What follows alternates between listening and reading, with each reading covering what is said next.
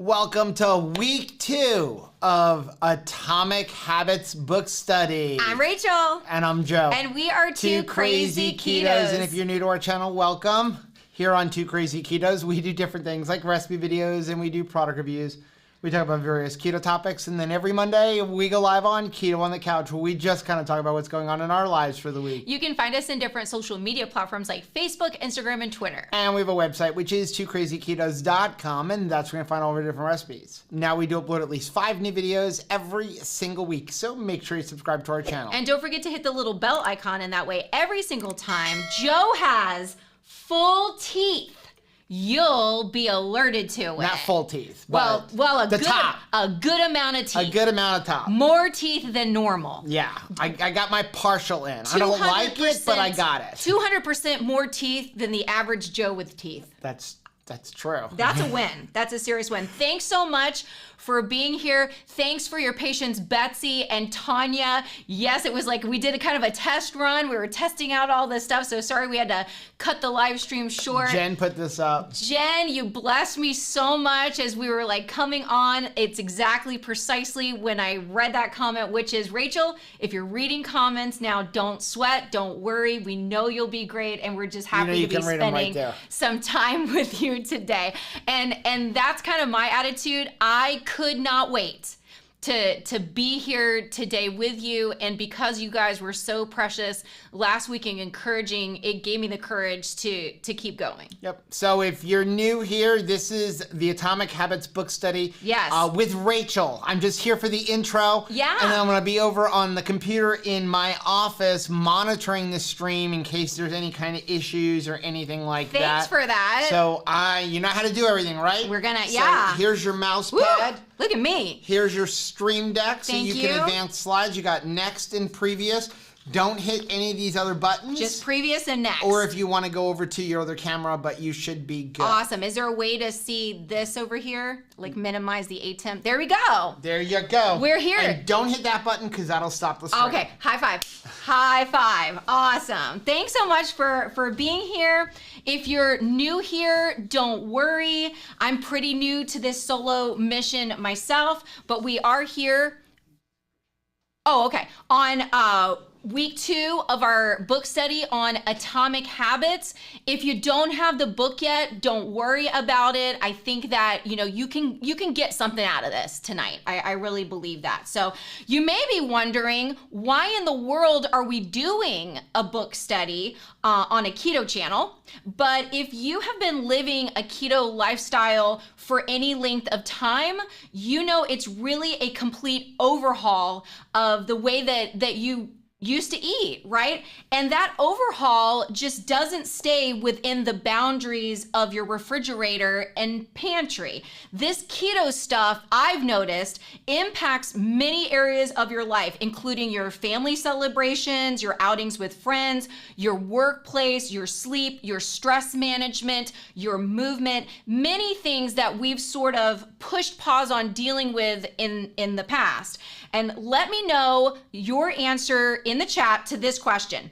In order to push through a weight or health plateau, have you had to address some issues on the keto diet that you didn't have to deal with when you were on the sad American diet? And I don't just mean sad food. I'm talking about the sad American diet, which is Weight Watchers, which is Jenny Craig. For instance, I had a carb addiction even when I was on Nutrisystem, but Nutrisystem never made me have to actually deal with my carb addiction.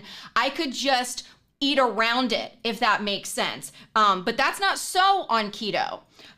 Don't get me wrong, this keto lifestyle is delicious, but it's challenging. And I'm not gonna lie, I think that a lot of people are vulnerable to falling off the keto train, not because they intend to, but because they become casualties of their own habits. They start to realize keto is amazing, but it also asks a lot of us. It asks a lot that other diets don't ask of us.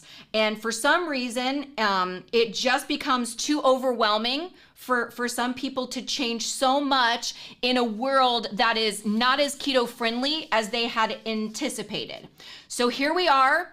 I don't want to get off of this keto train. I don't want you to get off at the next stop. So together, we are taking a closer look at this book to see if it can help us make more bite-sized, sustainable changes to our current processes.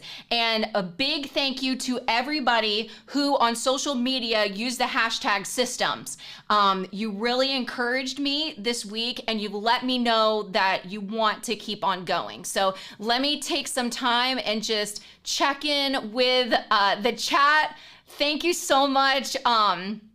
Jackie, yay teeth. Yes, thank the Lord. We're so excited for Joe having some teeth on this side. It's partials, but we'll take it, right? Lillian says, sexy chompers, all the better to eat meat with. You are absolutely right. Nancy says, brought Atomic Habits audio to the hospital when hubby had surgery Monday. He's doing well, and I got through a 5-hour surgery. Oh my goodness, Nancy, that is probably the best win that I could hope for, is just to provide you something to do and something to take your mind off of worrying. If I was able, or this book was able to take your mind off of worry for a minute, I feel like I'm glad I did this book study altogether. So thank you so much. Blanche says, the ketogenic way of eating has made me think of overall benefits, not just the numbers, seeing more goals to achieve and the whys of doing them. That is awesome. That is exactly, what we want to be doing. And so I want to ask you, let me see if I'm going to click off this to continue to share your wins. If you started applying what we read last week, tell me something good. Tell me something good. I know it's our tendencies to share the tale of the fail. You know what that is? The tale of the fail. I want to share that tale with everybody.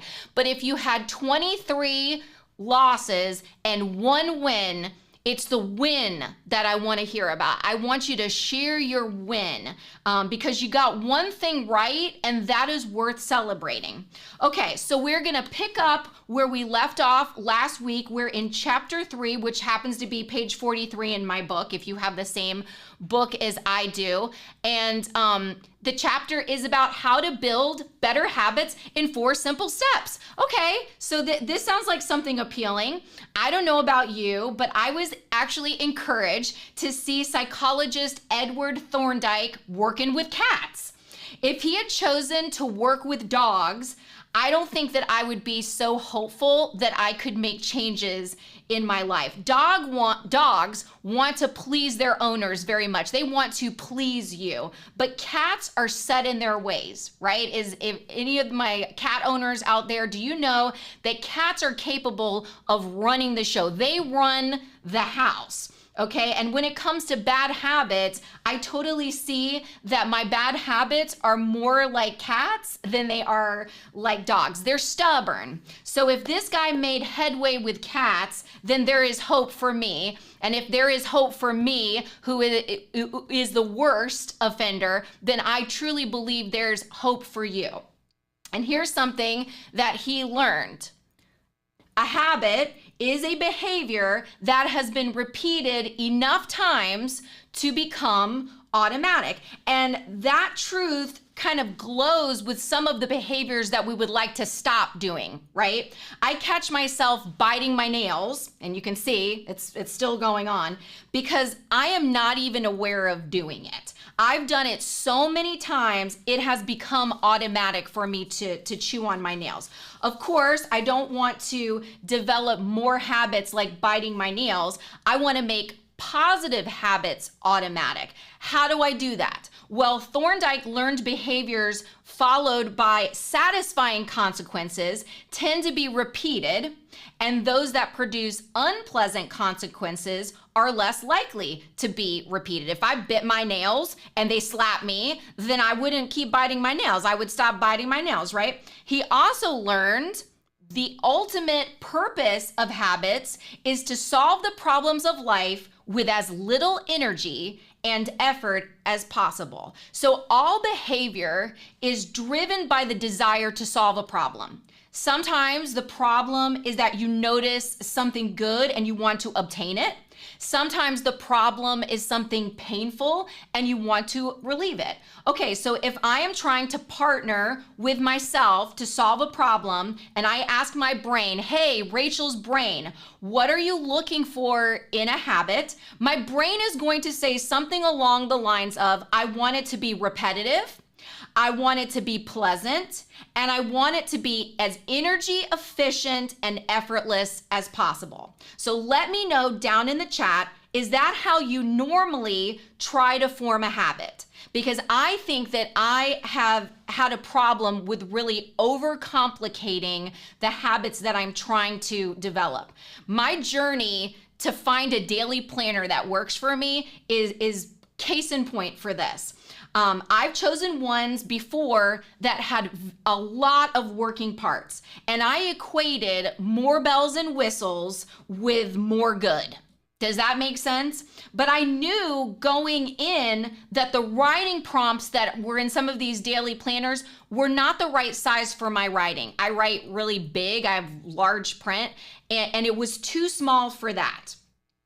And I don't always have time to color code things. Sometimes they were asking me to color spaces and color code things, and I don't really have a lot of time for that. So what I would do is I'd try to fill in 2 weeks worth of scheduling ahead of time to try to get ahead with my daily planner. But then on planning day, I was losing 2 or 3 hours of my time. So I dreaded planning day. No wonder these planners were not working for me. I was overcomplicating it and I was making it impossible for me to stick to using it.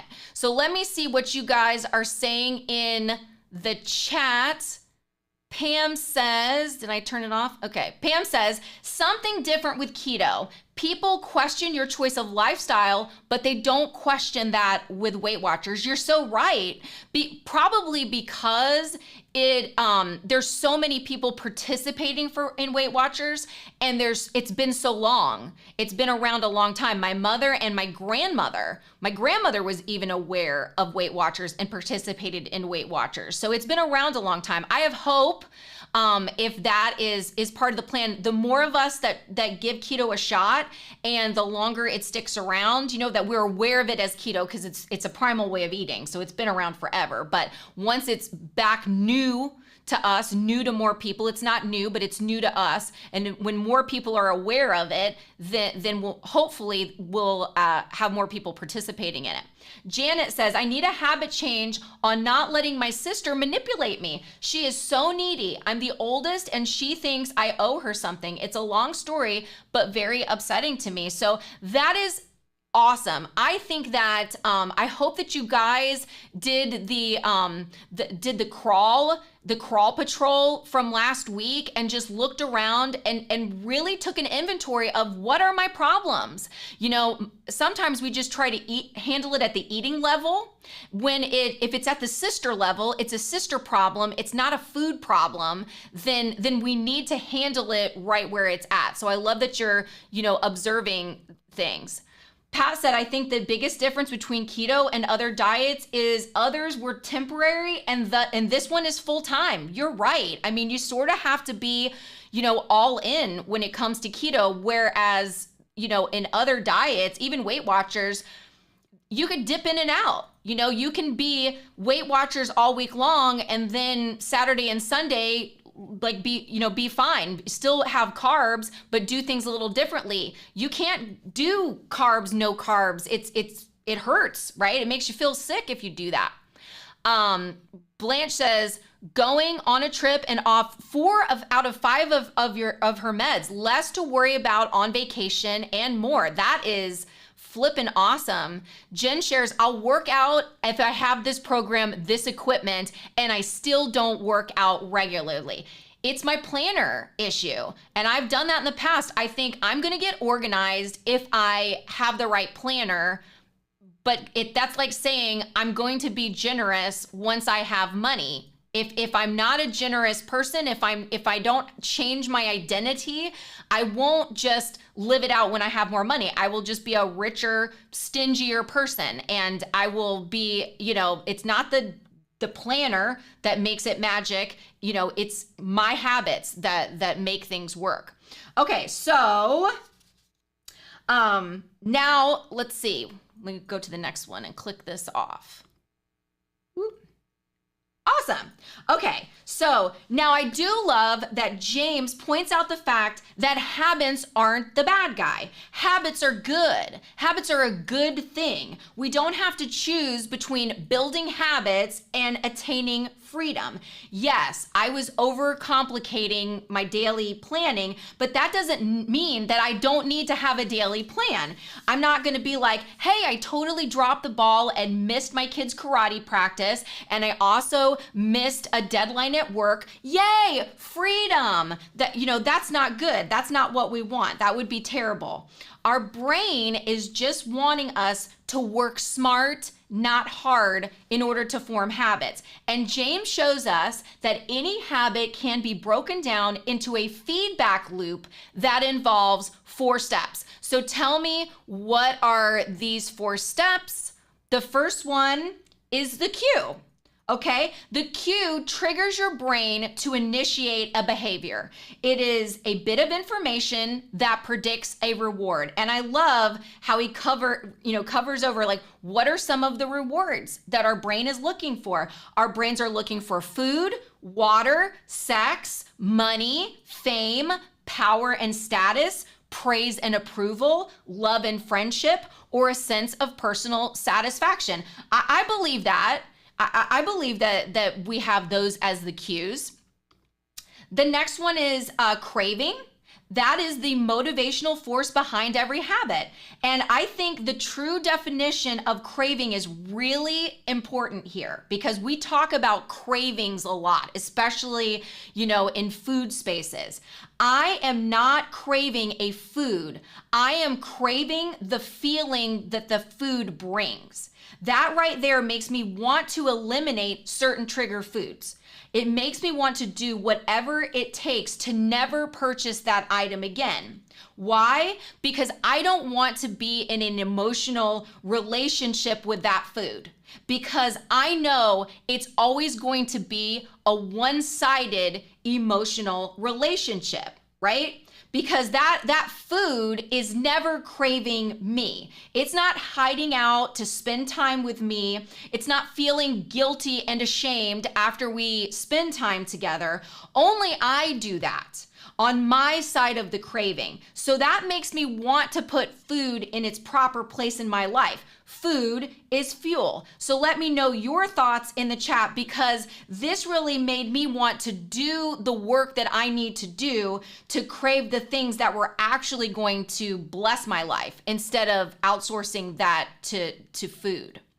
The third step is the response. The response is the actual habit you perform, which can take the form of a thought or an action. And response has a couple of prerequisites. I need to be capable of doing it, and it can't require more physical or mental effort than I am willing to expend. And that'll preach, right? Because there's a lot of things I want to do, and combined with things that I may not be able to do or willing to do. So I need to know that, what are my limits going in? And then the last step is the reward. It's the end goal. It is what satisfies us and teaches us. The cue is about noticing the reward. The craving is about wanting the reward. The response is about obtaining the reward. So I want to check in with the chat, because this is such an important moment, because I have to ask myself, how often was my brain using a cue for something like love and friendship or personal satisfaction, and ultimately rewarding me with something as pitiful as a Reese's peanut butter cup? Why was that the reward? I want acceptance. I want personal satisfaction. And the sad reward for that, I was giving it what was like a sugary treat. Because, there's no wonder why there were food there's instances when my food interaction was very disappointing because that food could never provide what I was asking for it to provide to me. All right, so let me take a look in the chat and see what you guys are saying. Deborah's saying, hello from Sydney, New York. Thanks so much for being here, Deborah. Becca Price said, I listened to Bronson last night and it all sounded so overwhelming that I didn't do any exercise at all. So that's a good opportunity to break it down. If you see this is too much, that's not an excuse to do nothing, but we take it into bite-sized pieces of what can we do. Betsy said, that's good about craving. It needs to be able to come back to me in a positive way. Yeah, let's have our rewards authentically bring us rewards, right? If I'm looking to feel better about myself, a Snickers bar is not going to do that. It just can't. It's not capable of being like, okay, Rachel, this is your best self. And if I am working hard to better myself in some area, that's not enough. I need a bigger reward than that. Dr. Barry says, if the highlight of your day is food instead of the people you are with, then you've got a problem. I completely agree. I've experienced that. Lillian, I have experienced that too. That is absolutely something that I've experienced also. So let's go back. Let me click this on. I'm gonna get this yet. Let's go to the next slide, because I think that we have the evidence that we need to prove it's time to change some habit loops. At least I do. And we see the 4 laws of behavior change are a simple set of rules we can use to build better habits. They are number 1, make it obvious. They are number 2, make it attractive. They are number 3, make it easy. And number 4, make it satisfying. So today we're just going to cover the first one. That's all that we're working on today. And that is the first law, make it obvious. And we're gonna begin with this thought. With enough practice, your brain will pick up on the cues that predict certain outcomes without consciously thinking about it. So please share in the chat an instance when you found this to be true.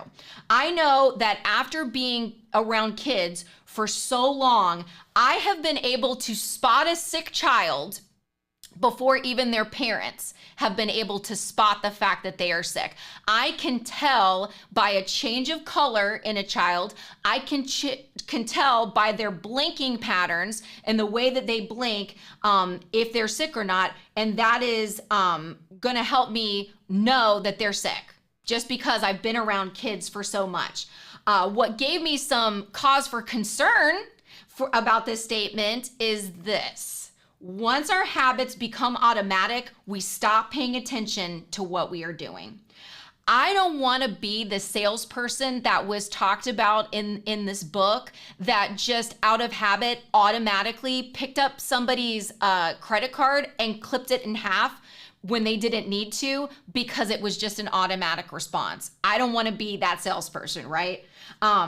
So how do we combat that? He says the process of behavior change always starts with awareness. You got to be aware.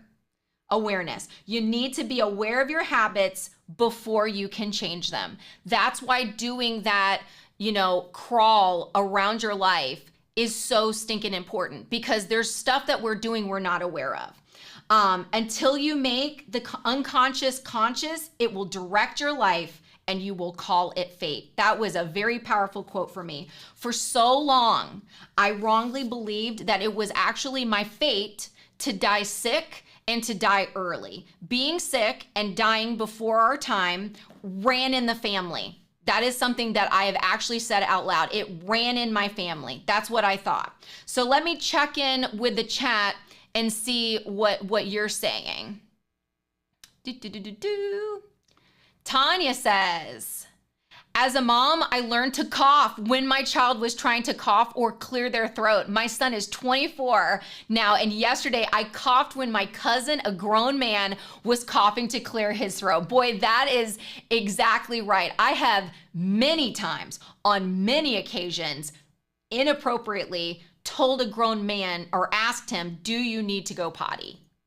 I have absolutely asked a grown man, a stranger, do you need to go potty, based on some movements that he was doing. I didn't need to do that. It was just an automatic response. Let's see. Lillian says, practice being present to be aware. That is very important. I can't know what is a problem in my present space if I am not here right now. If I am someplace else, like if I am in tomorrow's grocery shopping, if I am in tomorrow's meeting, if I am babysitting the kids tomorrow night, I can't be taking a look at what I'm doing right now and if there's any need for change because I'm someplace else. So that's a really powerful, powerful statement. Okay. All right. What's next? Pointing and calling. Okay, so to become more aware of our habits, we may have to do a couple of things that we want to discount as really silly exercises. But I thought to myself, I bought the book. So I might as well do it. I have laid my money out. I have purchased the book, so why not? So that's what I'm going to appeal to you. Some of this stuff maybe seems silly, but why don't we just do it? We bought the book. We're here, right? Why not? We don't want to waste our time. So let's give it a shot. So let's begin with pointing and calling. Pointing and calling raises your level of awareness from a non-conscious habit to a more conscious level by verbalizing your actions. And this immediately reminded me of Samuel L. Jackson in The Long Kiss Goodnight. I think that is the movie. Correct me if I'm wrong. But I just remember him singing about what he was gonna do so that he didn't forget anything. He was like, picking up my keys, walking out the door, right? I need to do this. Put the dishes in the sink. Don't leave them out, right? So I need to do that because I want to spend less time constantly retracing my steps to find things. If I can say, my keys are in the pocket, right? What are some of the habits that you feel like you need to start to point out and call? Let me know in the chat. I will say that Joe and I have a system like this when we are setting up and packing up our RV Eleanor. We have this whole procedure and checklist we follow, and we point out and call out what is next. And it's been extremely helpful in making sure that we do things safely and correctly. And it's because I am visibly aware that there is a $25,000 piece of equipment and the safety of the other drivers on the line. That is why I'm willing to point out and call out and do this. That kind of feels a little bit silly, but I'm willing to do it because of what is on the line. And so we're deciding to point and call things out because there's a lot on the line. If your success in moving forward off a plateau is going to require you to point and call, I say point and call. I say we do this, okay? The next thing that James talks about is the habits scorecard. And he says the habit scorecard is a simple exercise you can use to become more aware of your behavior. So to do this, you're simply going to keep a notepad or notes on your phone handy and just write down a list of all of your daily habits. And you may need to do this across multiple days. I know I did. If your schedule changes every day, if what you do every day changes significantly, then you need to make sure you're taking an inventory of every day. For instance, my Monday morning looks very different than my Tuesday morning routine, right? So I need to do it across multiple days. And what I love about is this statement from the book: there are no good habits or bad habits. There are only effective habits. That blew my mind. Somebody besides me needs to hear that, because I am often wrongly switching between I'm a good person, I'm a bad person based on my habits, okay? Intermittent fasted today, good person. Did I bite my nails today? Bad person. Did I keep up with the laundry today? Good person. Did I lose my phone again? bad person. My habit of biting my nails is not an evil habit. It's just been really effective at being a momentary stress reliever to me. It served me well, so I keep on doing it. That is what biting my nails is. But if I take the time to categorize my habits like James is asking us to do, I can see that the habit of biting my nails has a negative outcome. I'm putting germs in my mouth. I'll always need to buy tips to have pretty nails, and so on. So I appreciate the opportunity to ask some questions like, does this behavior help me become the type of person I wish to be? And does this habit cast a vote for or against my desired identity? And we talked about that last week. We decided up front what our identity was going to be, and now we are casting votes to support that identity, right? So does biting my nails support my identity? And now that I've noticed this, I can point and call it out and also acknowledge the cue that triggered it, okay? So my statement, my pointing and calling may look like this. I didn't like how that phone call ended, so my hand is going toward my mouth. I am about to put germs that are under my fingernails into my mouth. Just hearing it out loud makes me want to stop and head in another direction. I don't know if this is something that's speaking to you as well. So let me take a look at what you're saying in the chat. Okay. Christy Davis says, I need to learn to tell more people no. I'm killing myself trying to help other people. That is a powerful awareness to come to. That is really smart. Once I realize it's not that I keep, it's my habit of reaching for Reese's Pieces or my habit of reaching for, biting my nails is bad. I have an awareness that there's a cue. There's something that starts the reward of biting my nails. It began somewhere, probably in something I don't like, and maybe I'm trying to soothe it a certain way. So that's really good, just having that. Oh my gosh, it's so funny. Look at that. So Joe has not read my notes, but he came up with the same thing. The long kiss goodnight with Samuel L. Jackson. I love that. High five. We should play that game where it's like we can read each other's mind. Okay, so Julie says, by my habit, I begin my day with exercise class by automatically getting dressed in my workout clothes first thing in the morning. That is how you head in the right direction. I love that, Julie. Thank you for sharing that. So Tanya says, I thought you were just reiterating to put as a reference in the chat. Oh, no, good. Nancy says, two lovebirds, Joe and Rachel even think alike. Great marriage. I believe that. I'm going to believe that instead of trying to undermine and be like, oh no, we've got a lot of things messed up. We don't have to say that. I'm thankful for the marriage that we had. I'm thankful for that guy that is on the other end of that message. Paul says, the pointing and calling comment in the book about I'm about to eat a cookie at first made me really laugh, but afterwards really made me think. It was dangerously profound. For me as well, Paul, absolutely, because I feel like if I ever pointed and called that in the past, I wouldn't have eaten as many cookies. If I had pointed out and called and said, because it wasn't even just a cookie for me, it was like, I'm about to eat that sleeve of Oreos. Like if I was to point it out and call it out like that, I would be like, this is not right. I do not want to keep, doing that, obviously.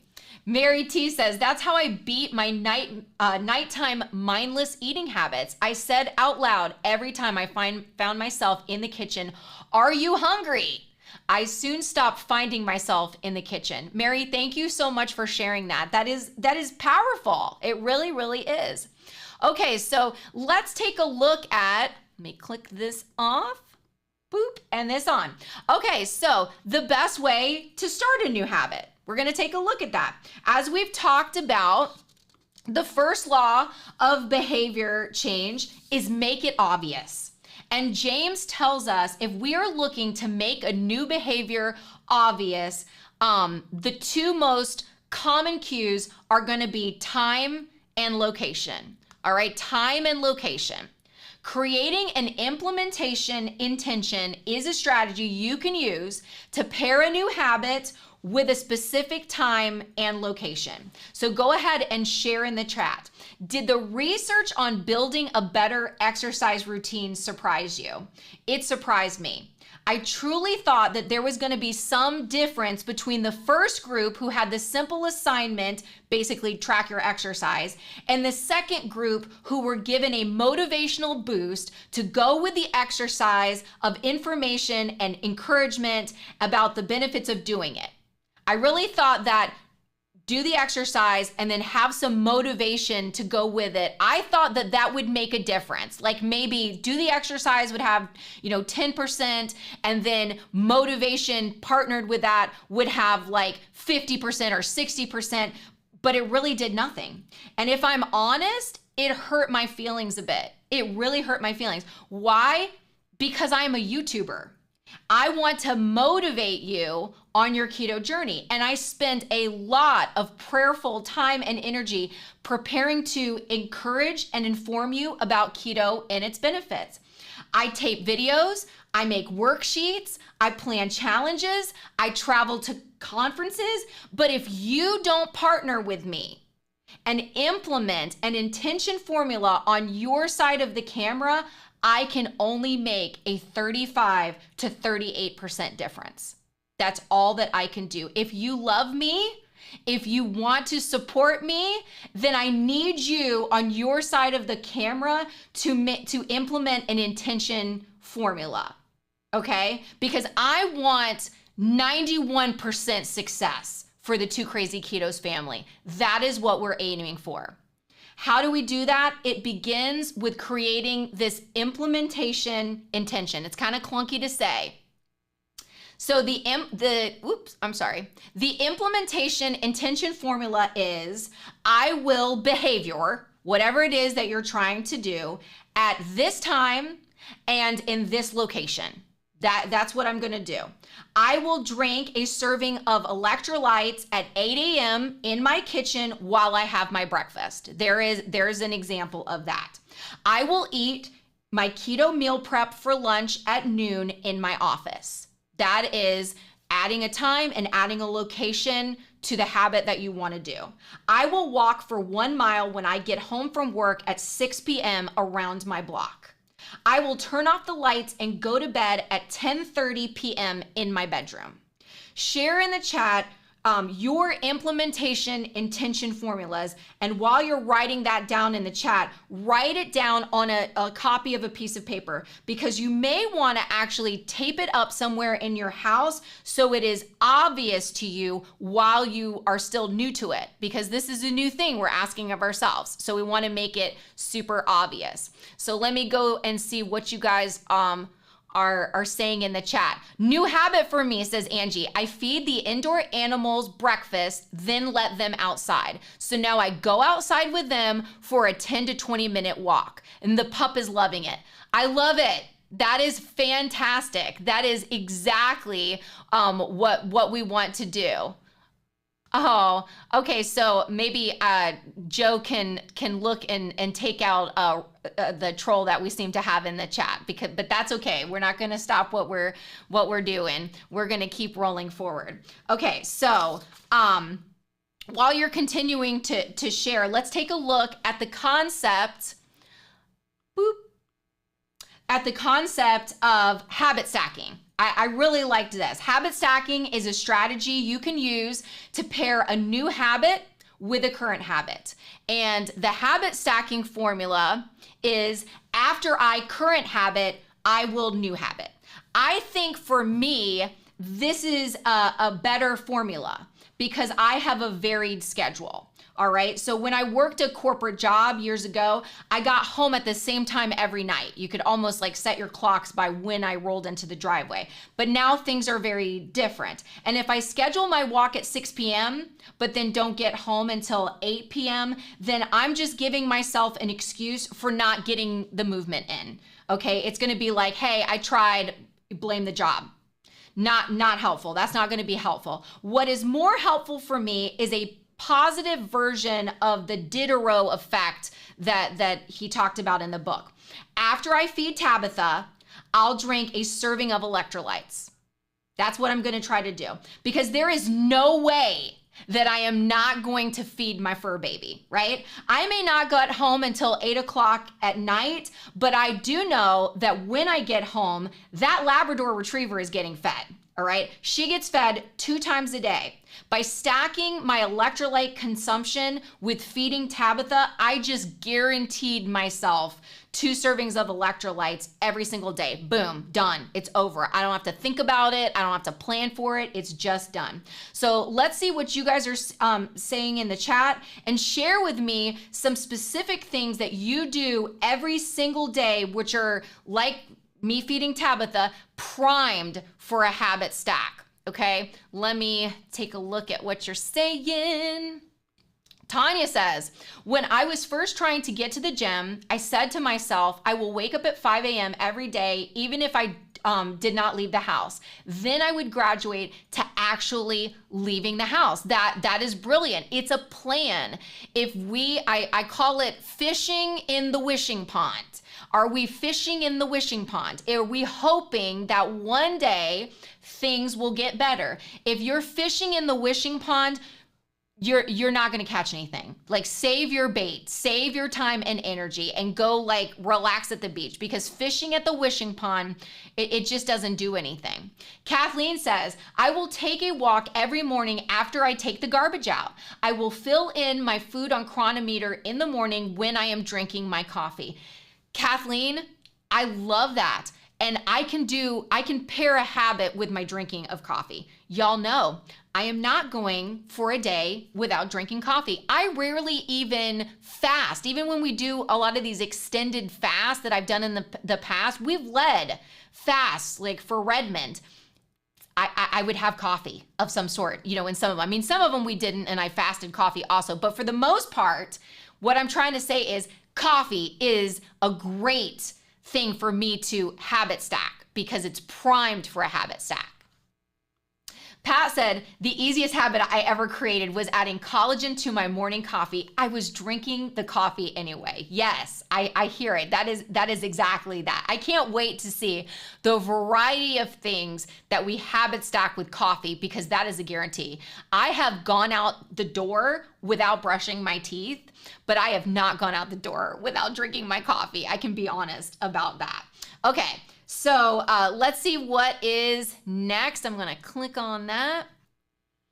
And this one was a powerful one. Motivation is overrated. Environment often matters more. I loved when we interviewed Nicole Burgess when we were in Las Vegas last year. And she was like, motivation can only get you so far. It's determination is what she had, talked about as another element to it. Product placement is a thing. This is how we know motivation is overrated. Product placement is a thing. We see it in movies and we see it in TV shows. Even when we aren't watching an advertisement, we are watching an advertisement. The advertisement is still happening. Companies pay big money to put their cereal at your child's eye line and to put their magazines in the impulse purchase space of the checkout line, right? They also pay big money to be the exclusive soda provider at your favorite restaurant. And I've had plenty of Diet Pepsis in my life. Absolutely plenty of Diet Pepsi. And it's not because Diet Pepsi is my favorite. I have always been, my preference has always been Diet Coke and Coke Zero. But I drank Diet Pepsi at restaurants where that was what was available. So why don't we go ahead and use that strategy to our benefit, and instead of just letting it be, Pepsi or Coke, using that strategy. Okay, so we see small changes in context can lead to large changes in behavior over time. The human body, as he pointed out, has 11 million sensory receptors, 10 million of which are dedicated to sight. 10 million. That's not like half here, half there. That is the lion's share of receptors have to do with sight. So we need to advertise to our line of sight if we want to be the architect of our environment. And he says, every habit is initiated by a cue. We are more likely to notice cues that stand out. So how many of you guys got a kick out of the sticker that he mentioned that was shaped like a fly that the airport janitorial staff placed in the urinals? I mean, I thought that was so hilarious. People peed on the sticker, and the result of that was they had less mess to clean. They had showed the target. That's where we want you to aim. Aim for the mosquito sticker, because whether it's a sticker or not, I mean, whether this is a good thing or not, you're gonna try to pee on it, right? Because the bug is there. So they used it. They used that for their benefit. I love it.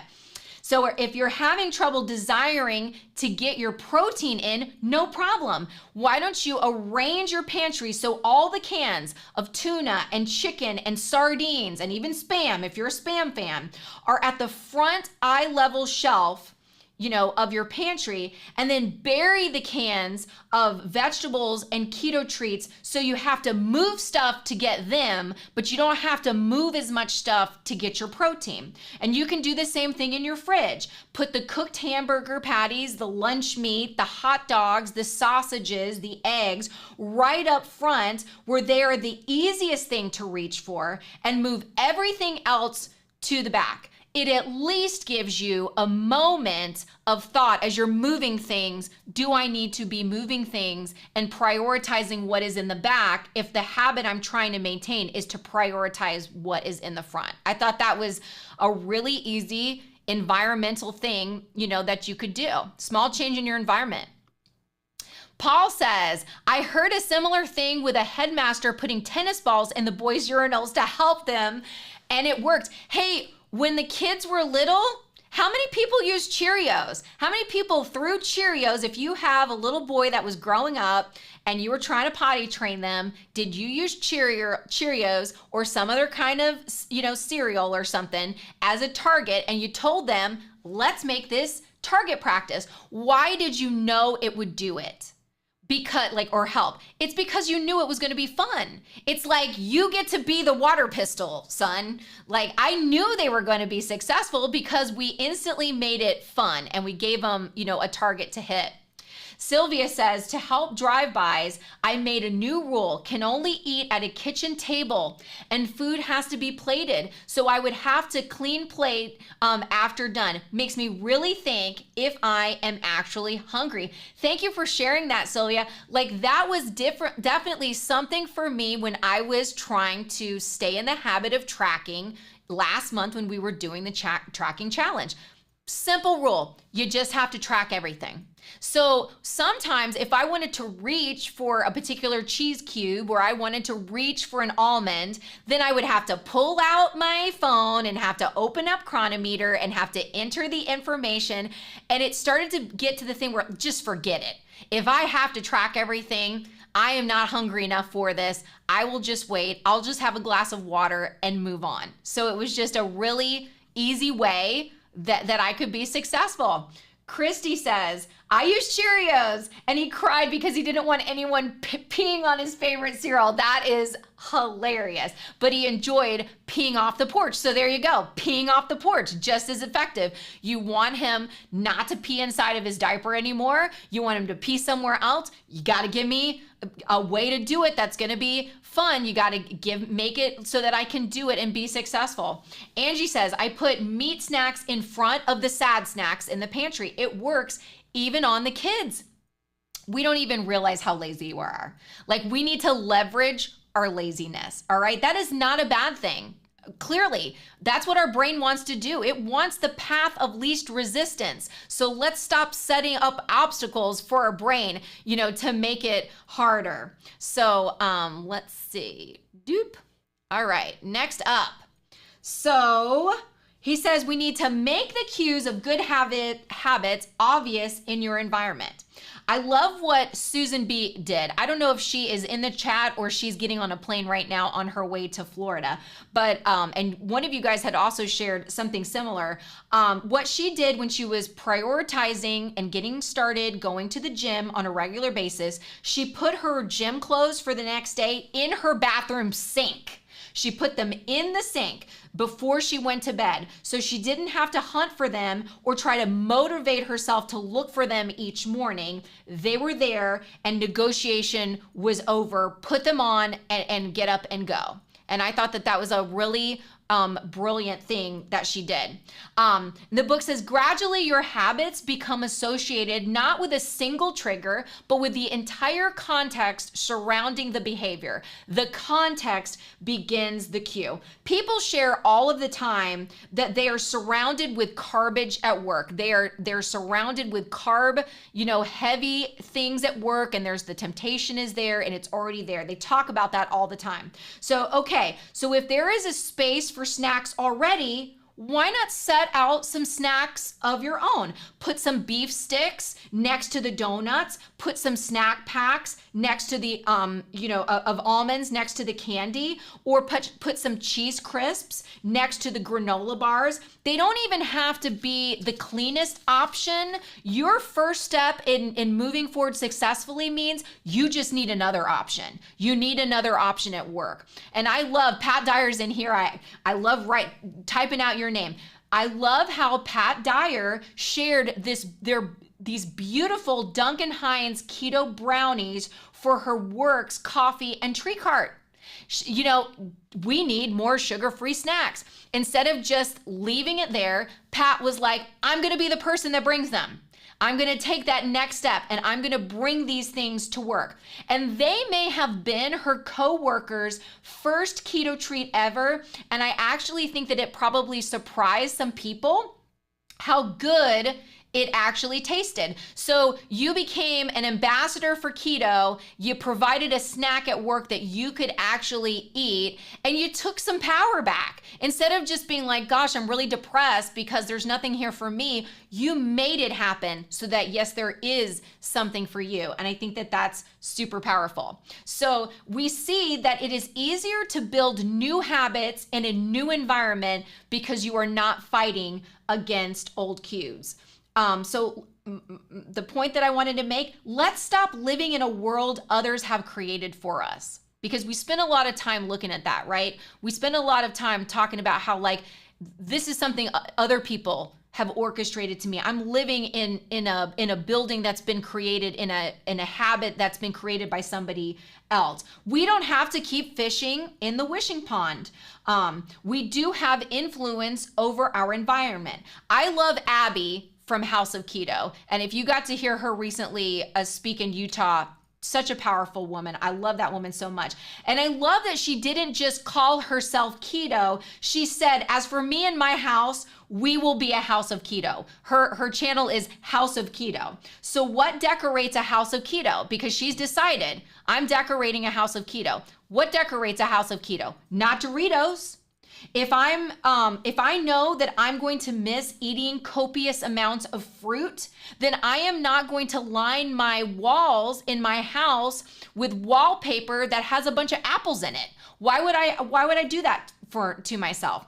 And it may be okay for another keto person to decorate their Christmas tree with a Candyland theme, but if I'm somebody that has trouble walking away from candy, then I'm not going to use that.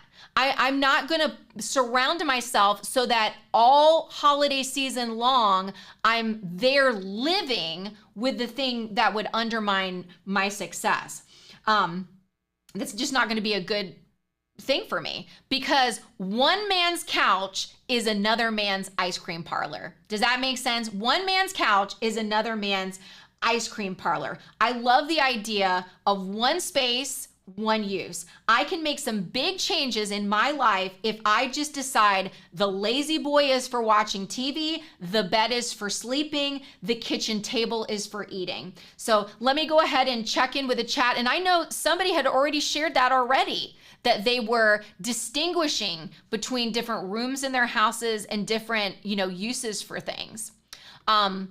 Lillian said, I do that too. I put my workout clothes in the chair before bed. Then it doesn't become, a morning decision. How many times do we decide on Sunday night after we eat a meal that we regret that Monday morning we're gonna do things differently? So we don't do anything to prepare for Monday morning. We just go to bed Sunday night with like a willpower that Monday morning is going to be different. Well, in the moment when you want to make the change, that's the time to lay it out, is before you need it. And the same thing vice versa with, when you're in the morning and in the morning you have that resolve. I am going to start reading more. I am going to read Atomic Habits. I'm going to get that reading in.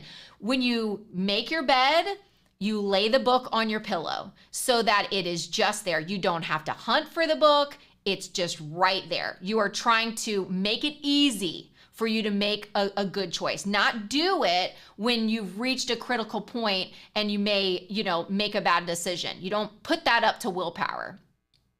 Betsy says, I always wanted to put wallpaper from the Bible in my bathroom. Great reading. Yeah, you're right. Like, if you have trouble with positivity, then go and shop at stores that have good things to say, positive things to say. Make sure that if you want sunshine all the time, day or night, and there's certain colors, and you can learn, there's different colors have different meanings. If you're like, I already struggle with anger. When we were designing the kids spaces at our church, I was very clear. We are not going to have a kids room that is red. I do not want a kids room that has it was a red room, because for some people that can be very problematic. Red can be a very angry color. So we're not going to have kid spaces that are red. And for you, it might be the same thing. What is a relaxing color to you? What is a color that when you go to a hotel or a resort, you're like, gosh, I'm so relaxed when I am around blank color? Go ahead and paint your walls that color. You're allowed to do that. It doesn't matter if everybody else isn't painting, their walls that. It's what works for you is so powerful. Okay, so we're in the home stretch. I'm so excited. Like, we're almost done. The last section is really empowering. It's the secret to self-control. And I have always wrongly believed that my being overweight was because I lacked self-discipline and I was probably a bad person. Like, just add that on the end. And I thought, if I could just get an injection of self-control, like I got cortisone injections for my plantar fasciitis, because I used to get those, that would make all the difference. But let's see why that didn't work well for me. I'm going to breeze past these first two slides to get to the third one and the fourth one. The first one is the inversion of the first law of behavior changes. You need to make it invisible. If you're trying to play down a habit, you don't want to make it obvious. You actually want to make it invisible. Then this is why. Once a habit is formed, it is unlikely to be forgotten. And I loved how he was talking about, the horse, right? That when the person rode a horse, they were, I forgot what it was, were they smoking or something like that? And so when they would get on a horse, they just invariably, even after they had stopped smoking cigarettes, they were like, I want, a cigarette again, because you don't forget like you think. So this was a powerful statement. People with high self-control tend to spend less time in tempting situations. It's actually easier to avoid a temptation than to resist it. So that's very different than I thought before. I thought if I could get to a level of self-control, then I could be in more tempting situations and not have a negative result. But actually, more self-control means you're smart enough to stay out of it, right? Stay out of those tempting situations. And one of the most practical ways to eliminate a bad habit is to reduce your exposure to the cue that causes it. You can break a habit, but you're unlikely to forget it. And that means that simply resisting temptation is an ineffective strategy. It requires too much energy for you to do. So self-control is a short-term strategy, not a long-term one. So us trying to build the muscles of self-control is not the direction that we want to go. A negative environment is where positive habits go to die. That was my conclusion from reading this chapter. A negative environment is where positive habits go to die. Just like we want to make the cues of our good habits obvious, we need to make the cues of our bad habits invisible. And I love us enough to be blunt, so I'm going to be a little blunt here. If we can't turn off the TV in our bedroom to go to bed at a reasonable time every night, then we need to remove the TV from our bedroom. That's it. We got to remove the TV. If we can't do it, we need to do something differently. If we can't stop traveling down the same path of temptation in familiar aisles at our local grocery store, then we need to start shopping in a new unfamiliar grocery store, or we need to start utilizing services like grocery pickup where we just park the car and they bring the groceries to us, or we need to utilize Instacart, so that we're not going in the store. If you are trying to quit smoking and every time that you hang out with a particular friend, you smoke together, you need to stop hanging out with that friend. That is a hard thing for me to say, but there it is. That's what we need to do. If you're really determined to stop that, then we need to stop that. That's basically where it goes. I'm going to be honest and share that I had to change my route to work. And this is not something pre-keto I needed to do. This is year 2, year 3 of keto. I needed to change my route to work to avoid fast food places. I take the toll road to work now, much to Joe's chagrin, but I take the toll road to work.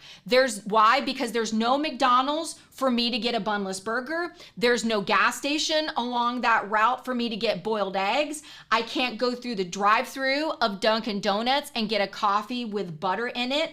I didn't have trouble with adding non-keto meals. I had trouble anticipating a stressful day at work or after a stressful day at work adding extra keto meals. That was my trouble. I had trouble adding extra keto meals. I didn't need to eat again. I knew I didn't eat. I didn't want to eat again. I felt bad when I ate again, but it seemed just unavoidable anytime I traveled in that area. So now I avoid that area. Nobody but me and you need to know why I take the turnpike to work instead of the path that doesn't cost me any money. Nobody needs to know outside of this safe space. I needed to make some places invisible to me, and so I did. Okay, so let me see what you guys are doing in the chat. We're right at an hour. I've totally done what Joe has asked of me. I'm gonna go ahead and put up this slide, which is for next week. We're gonna read the second law. That's all I want you to do is read the second law for next week, which is make it attractive.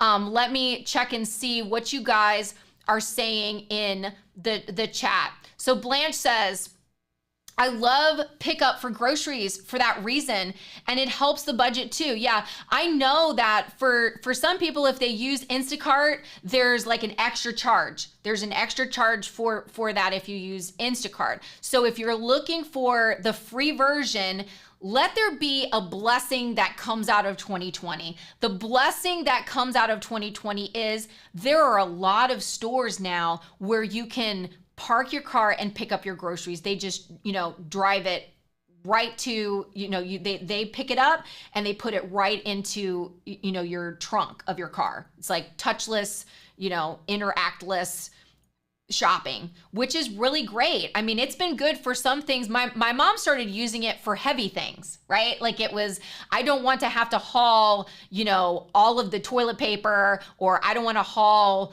all of the jugs of bleach that I need to purchase. Not that she's cleaning up a crime scene or anything, but these are heavy things. I don't want to have to lift it. Let somebody else do it. And I will park the car and pay the same price for customer pickup. But yeah, they offer it for free. I know Aldi has it. I know Publix has it. I know Walmart has it. I know Target has it. So let's make use of this. Number one, it's going to help you from having a temptation to eat stuff, but it's also going to have you like cancel the temptation to buy stuff. I don't know about you, but I have never just gone into Target and just bought what was on my list for Target. I go and look for the yellow tags because they're a visual cue for me. Clearance ahead. That's what I see. So I will go up and down the aisles, and the temptation is not just food. The temptation is purchasing something that I don't need. I don't need, another shirt. I don't need this thing. But if I'm in there and I see it, I'm more tempted, to purchase that. Lillian says, our brains are created to stop, but rather replace. We can't stop a thing by focusing on that thing. That only embeds it deeper. Neuroplasticity. That is so powerful. If you want an example of that, tell yourself when you have to get up early tomorrow and you need to go to bed, go to bed. Go to bed, Rachel. Just think about sleeping. You need to sleep. Go to sleep. And I'm telling you, you're going to start that conversation I do, which is, okay, Rachel, if you go to sleep right now, you have 7 more hours before you have to wake up. And then an hour later, 6 more hours before you have to wake up. It never ends, right? Betsy says, Rachel, so good. Thank you so much, Betsy, for your encouragement. Kathleen says, if I can't control myself from eating keto store-bought snacks and nuts, I cannot buy them again. I threw them all in the garbage, including lollies, because I could not eat only 1 serving. This is an awesome opportunity for me to share something, and that is me and Joe, we are talking to a large audience. When we are doing a live stream, when we're making a video, we're doing a video toward the keto community. But the keto community, they're not wearing muumuus. None of us are wearing muumuus in our keto journey. Some people are doing keto for health benefits because, they're recovering from something, they're trying to reverse something, something is going on health-wise, and that is the priority. That is why they got in here for keto. If they lose some weight, that's a great side effect, but that is not the priority. The priority is health. Then there are people who are in keto for weight loss, and that is a whole different community. That's how Joe and I entered the keto space. We entered the keto space. We started the keto lifestyle because we got in it to lose weight. And then we noticed that health was a side effect, a great side effect of that. Okay. So you need to decide right now, not forever, because as you've seen, Joe and I live out our journey. Our reason for doing keto has changed, right? Our primary focus on keto is no longer doing keto for weight loss and then being dazzled by the health. We have now switched gears and we are doing keto for health, and it is an added benefit, weight loss. You can't have 2 priorities. You're only going to have 1 priority. You need to decide, what is the priority? What are you doing keto for? If I am doing keto for health benefits, and weight loss is not the primary concern, you may have different things incorporated into your meal plan every day that somebody for weight loss should not have, does not need to have, right?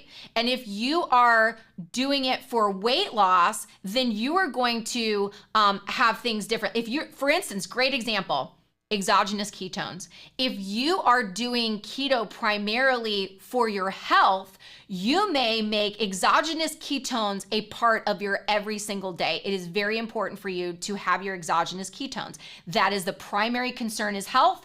And so that is what you're incorporating. If your primary focus is for weight loss, then making sure you get in your exogenous ketones every day may not be the same priority. That is not the same thing because of oxidative priority. We talk about that all the time. If you're trying to get your body more quicker, with my great English, more quicker to the fat on your body, then don't add another layer of fuel for your body that it has to burn through to get to your body fat. That It's just, you know, but we have to evaluate, why are we doing that? So just because Joe and I talk about a certain product, or we advertise a certain product, or we have a certain product behind us like this, it may be for somebody and it may not be for you. And that is okay. It is okay, because there is a wider audience. You've got to know what your needs are for keto and move in that direction. All right. Betsy says, I have my groceries delivered because of bringing them up 4 flights of stairs. That is a great thing. If you are trying to have some health momentum and you are working on some joints, it makes sense to utilize. Why make it harder on yourself? You may say to yourself, I'm going to save money in some other area of my life and pay for delivery, because my goal is to help to recover from things, or to be tender to my joints and to my knees. And so I'm going to not make this a hard decision for me. I'm going to put my money here. I'm going to hire this out so that I can propel my health goals. That is so good. Ian says, I'm having so much trouble staying keto carnivore. I can't go one day without eating carbs, mostly junk food like popcorn and chips. Any tips? Yes. The first tip that I would say is get it out of your eye line. You have absolutely said, I can't go one day without eating carbs. So for you, if popcorn and chips are the problem, then you can't have popcorn or chips in your house anymore. And that is definitely something that Joe and I have had to work through. One of the things that we were recently talking about is there are a lot of beautiful restaurants out there with keto options. One restaurant that is no longer able for us to go to is Cracker Barrel. I cannot go to Cracker Barrel. There is nothing wrong with Cracker Barrel. I love having Cracker Barrel to, you know, their country store is super, super cute.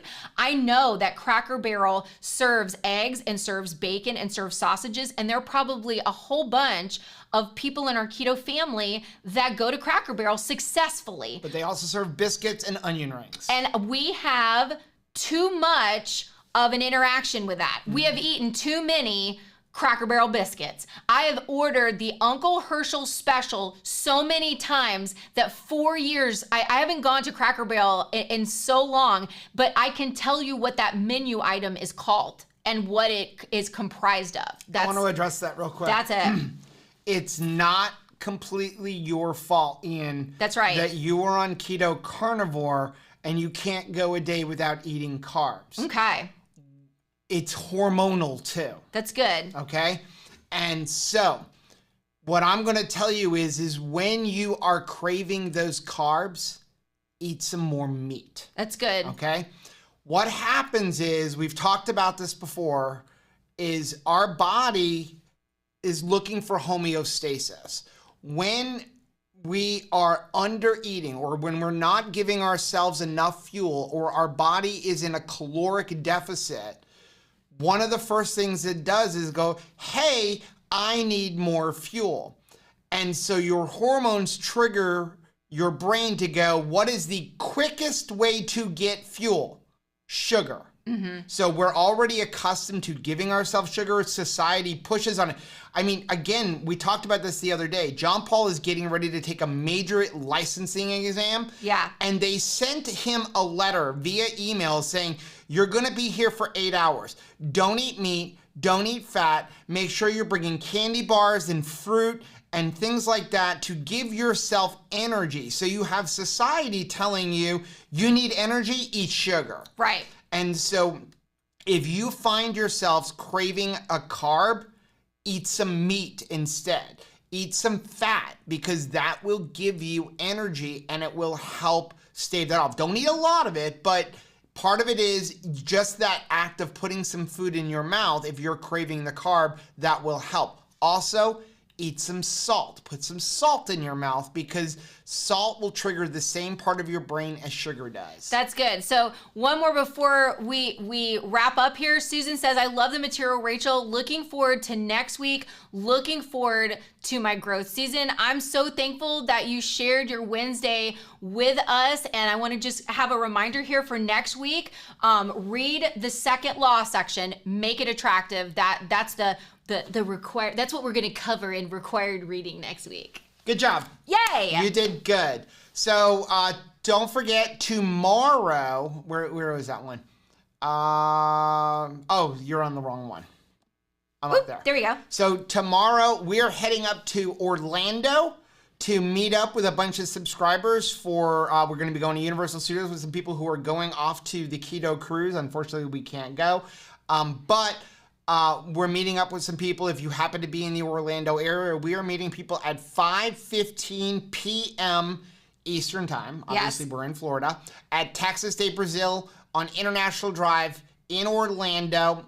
Also, if you are planning on coming, if you didn't see the notice online, we're trying to get the restaurant to work with us, but they did contact us and said, hey, we have a policy of only 3 checks per group. We're like, what? So they're going to try to work with us, but please, if you are coming, try to bring cash to pay for yourself so that if they do give us a hard time, we can just kind of pool a whole bunch of cash and cut it up that way. Exactly. But we're really excited about meeting people. But we are going to still be doing our live stream tomorrow night. We're going to, after dinner, run back to our hotel and do our live stream. Hopefully there's no internet issues or anything like that. But we don't miss out. We're really, really excited about that.